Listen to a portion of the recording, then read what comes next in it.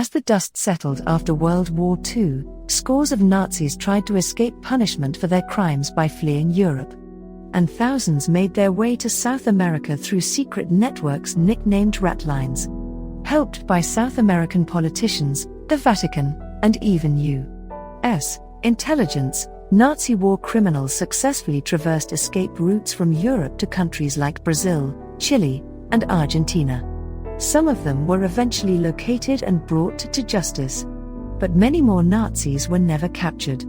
This is the shadowy story of ratlines, the spidery system of escape routes created by American spies, South American politicians, Vatican officials, and other individuals who helped Nazi war criminals flee Europe. The word ratlin comes from the sea. According to Slate, it refers to ropes near a ship's mast, which sailors might have climbed while trying to survive a sinking ship. But after World War II, it took on a different connotation. Then, thousands of Nazis seeking to flee Europe did so via the so-called ratlines that offered an escape route to various countries in South America, mostly to Chile, Brazil, and Argentina.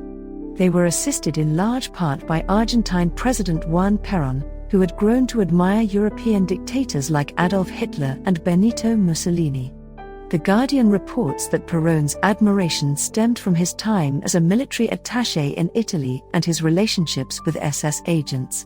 Additionally, Perón saw the Nuremberg trials as an insult to military honor and sought to bring scientists, engineers, and nuclear experts into Argentina. So, in 1946, history reports that Perón enlisted Argentine Cardinal Antonio Caggiano to open a dialogue with his French counterparts. Caggiano then let them know that Argentina would be willing to accept Nazi collaborators. The ratlines were officially open. And before long, others would join Perón in helping Nazis escape from Europe and start new lives in South America. According to Deutsche Welle, the ratlines did not have any formal structure. Rather, they emerged spontaneously after World War II. But many Nazis who escaped via the ratlines followed a similar path across the Alps to Italy. Once in Italy, many Nazis followed the monastery route, which allowed them to hide out in local monasteries. Most then traveled to Rome, where they were assisted further, sometimes by American and British spies and sometimes by prominent members of the Catholic Church. As Philippe Sands, the author of The Ratlin, told NPR, American and British spies helped Nazis for a single reason: to fight communism. They were virulently anti-communist, Sands explained. In 1948 and 49, there was a tremendous concern amongst the British and the Americans in particular that Italy would be the launching pad for the Soviet Union.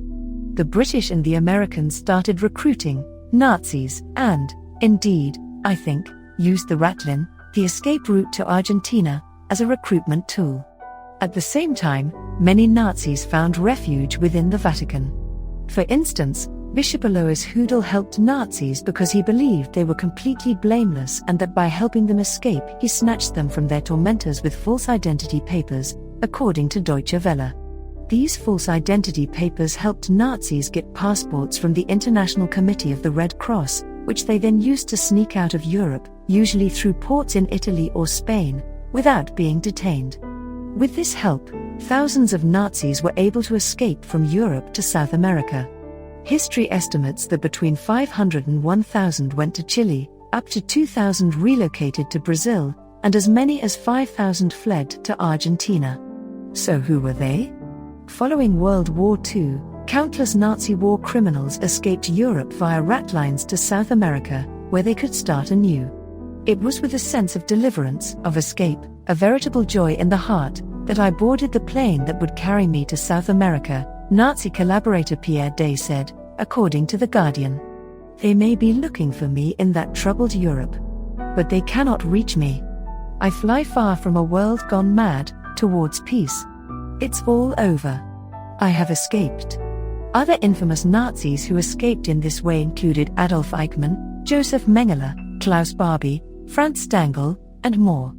Eichmann, an architect of Adolf Hitler's final solution to exterminate European Jews, was able to escape Europe with the help of a Franciscan monk. Mengele, who conducted cruel medical experiments at concentration camps, including on children, fled to Argentina through Italy with the help of the Catholic Church. Barbie was helped by American anti-communist spies, and Stangl was helped by Bishop Hoodle.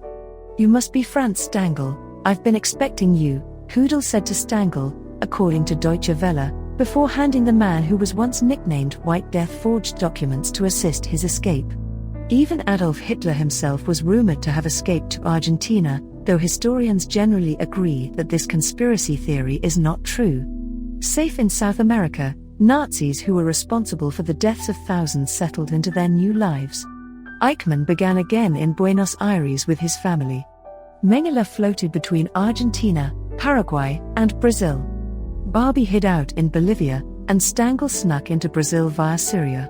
"In those days, Argentina was a kind of paradise to us," Nazi Erich Priebke, who'd approved the transfer of 2,000 Roman Jews to Auschwitz, remembered fondly in 1991, according to the Washington Post. But not all Nazis were able to escape. Some, like Rudolf Höss, attempted to flee but were tracked down, put on trial, and executed for their crimes. And paradise wouldn't last for all of the Nazis who escaped to South America via ratlines. Before long, Nazi hunters would come looking for them. Though the Nazis who settled in South America may have hoped to live the rest of their lives in obscurity, many people were not so quick to forget their crimes. According to History Extra, Nazi hunters soon set out for revenge. Entities like Mossad, Israel's intelligence agency, and individuals like Fritz Bauer, a district attorney in West Germany, worked tirelessly to ensure that justice was served. In 1960, Israeli intelligence agents kidnapped Eichmann, then brought him back to Israel and sentenced him to death. In 1967, Stangl was located thanks to help from a Holocaust survivor named Simon Wiesenthal and sentenced to life in prison in West Germany. In 1983, Barbie was extradited to France, where he died while serving a life sentence. Mengele, on the other hand, managed to avoid detection and capture. He ultimately drowned off the coast of Brazil in 1979 after suffering a stroke, and it wasn't until 1985 that forensic testing revealed his true identity. Indeed, despite some high-profile arrests of Nazis living in South America, many who escaped Europe via ratlines managed to live out the rest of their lives in their new homes. Eduard Roschmann, who allegedly killed tens of thousands of Jews in Latvia, died in Paraguay in 1977.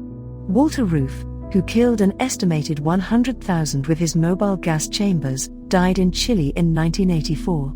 They, and thousands of others, successfully used the ratlines to escape to South America after World War II. These Nazis were able to disappear into new names and new lives and avoid prosecution for their crimes. But questions about the ratlines remain. For starters, historians are curious how much Pope Pius XII knew about the ratlines that helped Nazis. Did the Pope issue direct instructions, or was it a more general order to help people without papers? Historian Hubert Wolff asked. Or is there concrete evidence that the Pope, with encouragement from the CIA, thought it would be a good idea to send nationalistic people to Latin America because communists were actively trying to overthrow the continent? For now, questions like this one don't have an answer. But what's certain is that thousands of Nazis, like sailors fleeing a sinking vessel, used the ratlines to escape justice in Europe. Though some were eventually hunted down, many more simply disappeared into South America forever. After reading about the ratlines used by Nazis after World War II, look through these chilling photos that illustrate the Nazis' rise to power. Or discover the stories of some of the resistance fighters of the war. Thank you for watching. Like the video if you enjoyed and make sure to subscribe to never miss a video. Check out our other videos for more interesting stories. Until next time.